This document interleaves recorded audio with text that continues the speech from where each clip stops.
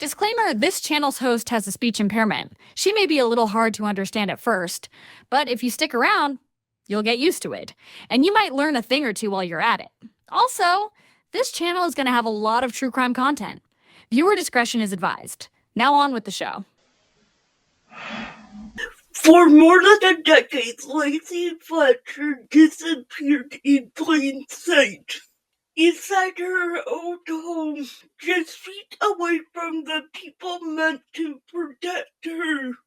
By the time authorities arrived, her life had already been reduced to a headline. Her body used to a couch, her suffering unnoticed for years. This is not just a story of how she died, but how no one noticed until she was gone.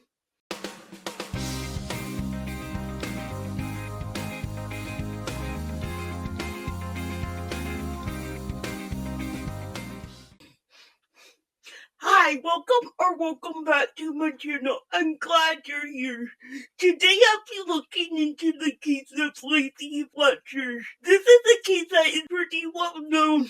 It happened recently and it got a lot of coverage. But I wanted to tackle it and give my perspective. So with that, let's jump into the case.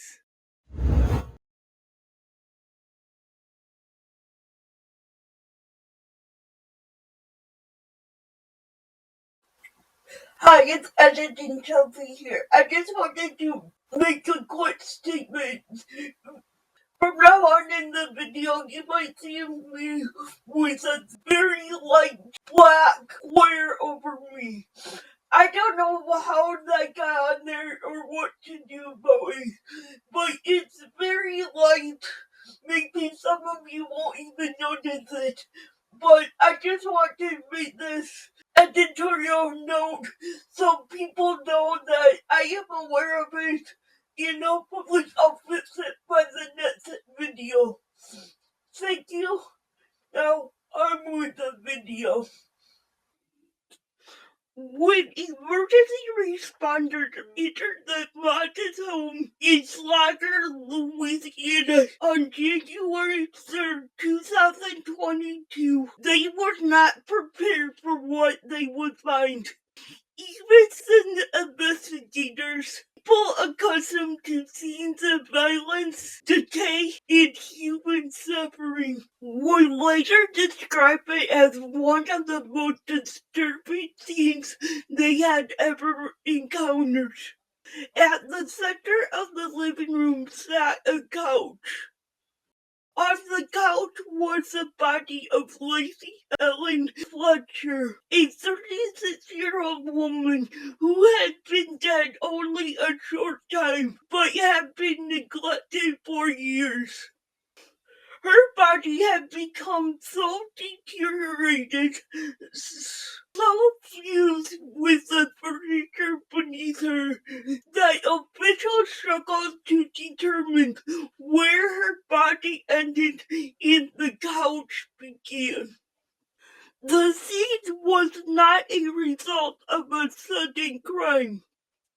It was the endpoint of long-term systematic neglect carried out in plain sight over more than a decade.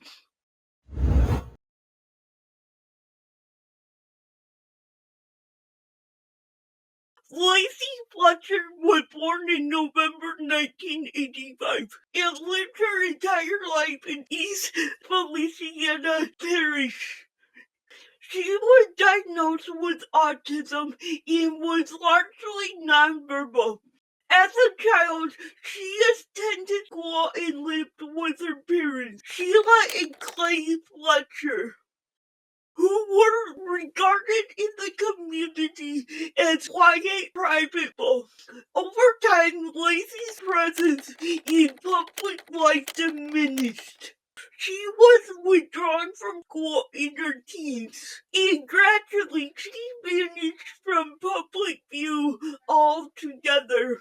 There were no regular doctor visits, no home health aides, no social services check-ins. According to investigators, for years before her death, Lacey did not leave her home and eventually did not leave the couch where she spent nearly all of her waking hours. The reasons for this remain partly unclear. Some accounts suggest her mobility declined. Others describe extreme anxiety, sensory issues, or behavioral challenges associated with her autism. Regardless of the cause, what is clear is that her parents assumed full responsibility for her care and failed catastrophically in that role.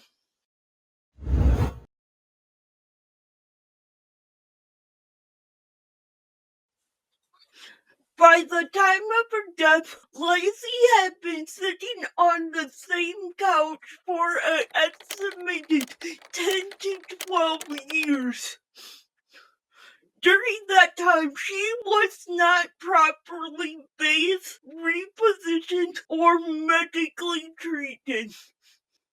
She was left to sit in her own ways for prolonged periods, causing open sores that worsened into deep pressure ulcers. These wounds eventually exposed muscle and bone. The lesser couch absorbed years of bodily fluids.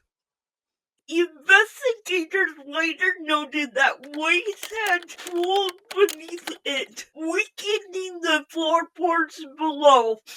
When Lacey was found, she was severely underweight, malnourished, and suffering from advanced infections. The parish coroner, in later statements, described the condition as among the most extreme cases of neglect he had ever seen in his career. He emphasized that this was not a situation that developed over weeks or months, but over many years, and that the level of deterioration was impossible to overlook.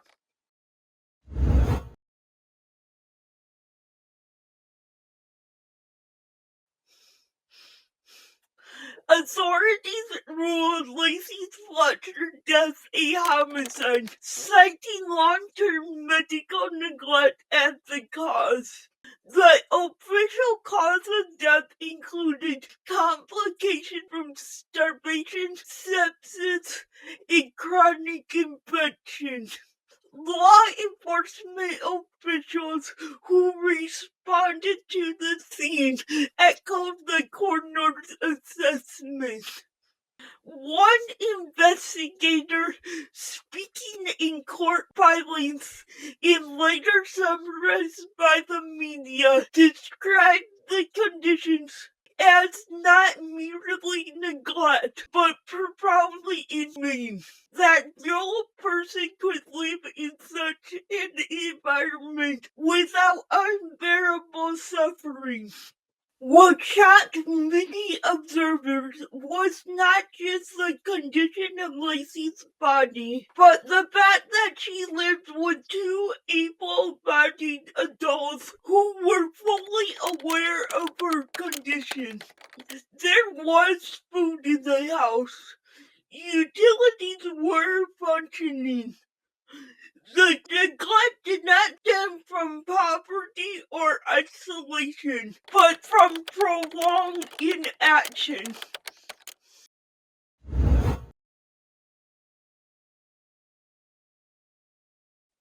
Sheila and Clay Fletcher told investigators that they loved their daughter and cared for her daily. Their defense later argued that Lacey resisted movement, refused medical care, and became increasingly difficult to manage as she aged. They claimed they fed her, checked on her, and tried to keep her comfortable. But prosecutors countered that love without action is meaningless. They emphasized that her parents never sought outside help, not from doctors, not from adult protective services, not from disability support organizations. One prosecutor stated during a sentencing hearing that the parents allowed their daughter slowly waste away rather than confront the difficulty caring for an adult child. The contrast between claimed affection and documented neglect became the emotional core of the case.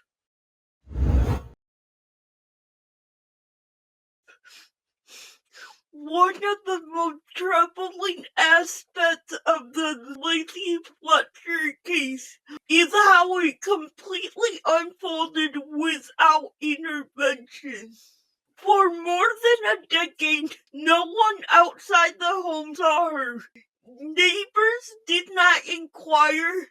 Authorities were not alerted.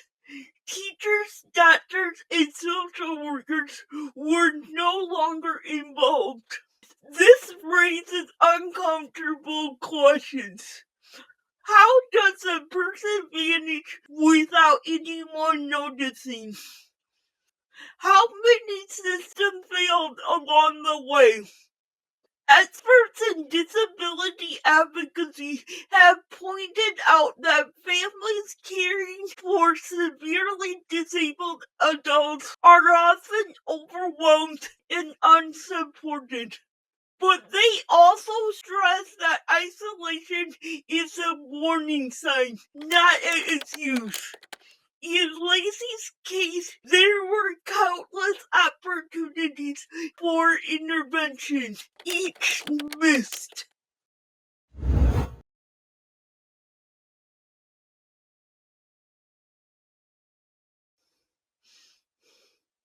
Initially, Sheila and Clay Fletcher were charged with second-degree murder, a charge that carries a mandatory life sentence in Louisiana. After procedural delays and legal maneuvering, the charges were reduced. In early 2024, both parents entered no contest pleas to manslaughter. They were sentenced to 40 years in prison, with 20 years suspended, meaning each would serve 20 years behind bars. During the sentencing, the judge emphasized that the punishment reflected not a single act of violence, but years of cruelty through neglect. The court acknowledged the emotional difficulty of caring for a disabled child, but ruled that difficulty does not absolve responsibility.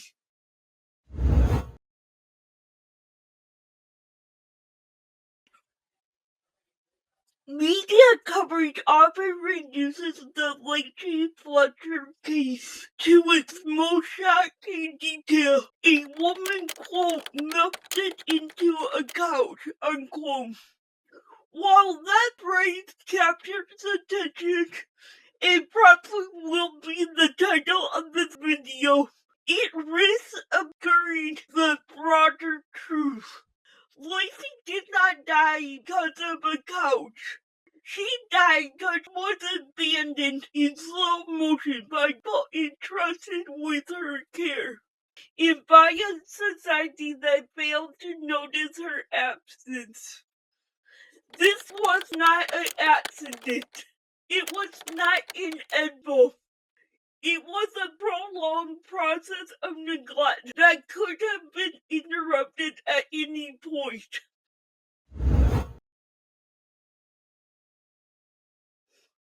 What makes this case especially haunting is not just its brutality, but its quietness. There were no screams heard by neighbors, no emergency calls until it was far too late. Lacey Fletcher suffered in near silence, hidden in a living room that should have been a place of comfort. Her case forces us to confront uncomfortable realities about how disabled adults are treated, how caregiving burdens are managed or ignored, and how easily suffering remains invisible when it happens behind closed doors. Lacey Fletcher was known to the world only at the moment of her death. The tragedy is not just how she died, but how long she lived without being seen.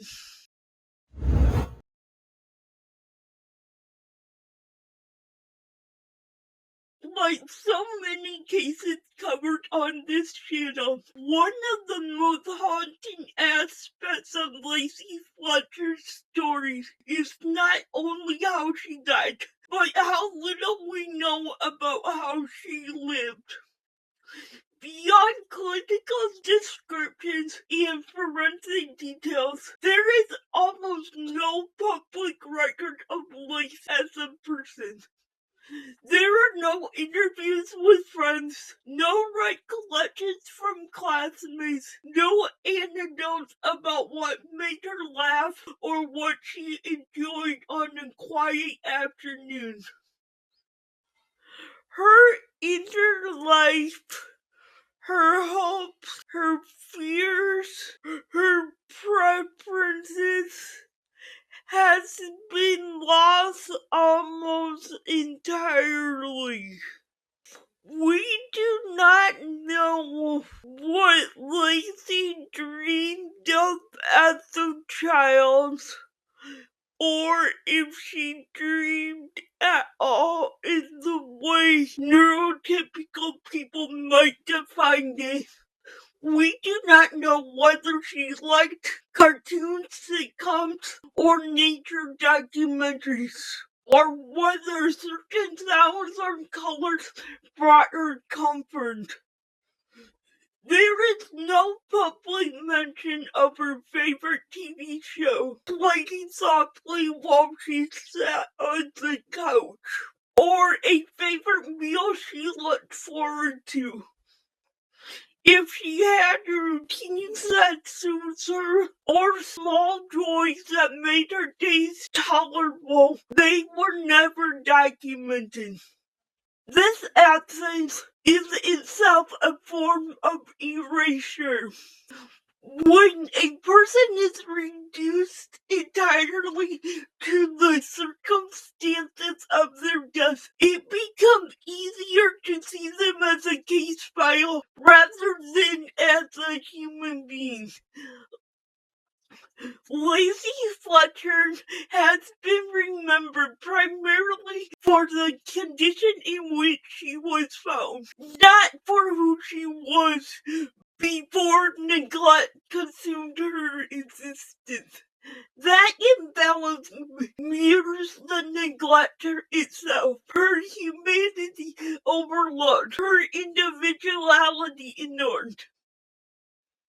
Even as a child, records are sparse. We know she attended school for a time. We know she was diagnosed with autism. But we do not know what teachers noticed about her personality, whether she enjoyed art or music, or whether she had moments of connection that stood out. Those details, so often present in other true crime narratives, are conspicuously absent here. In that way, Lacey's story reflects a broader pattern seen in cases involving disabled victims. Their interior lives are rarely preserved for the public record. Their stories are told about them, not through them. And once they are gone, what remains is a silence that no investigation can fill. Remembering Lacey Fletcher means not only acknowledging the horror of her death, but also the tragedy of a life whose details were never deemed important enough to be saved. This channel generally aims to focus on cases that have received little sustained public attention, stories that slip through the cracks, or were quickly forgotten. The case of Lacey Ellen Fletcher, however, does not fall into that category. Over the past several years, it has been widely covered, shared, and discussed due to its shocking circumstances surrounding her death.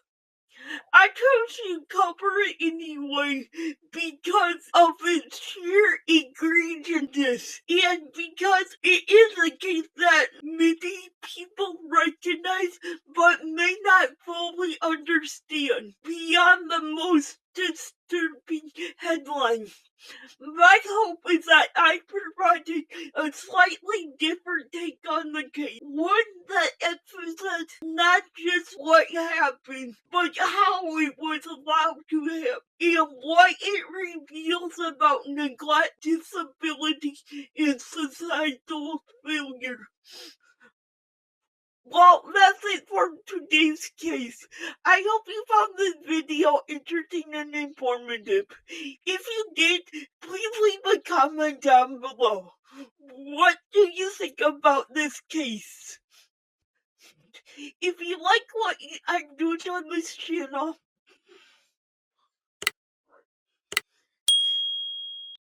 you know what to do. Thank you for watching. Goodbye.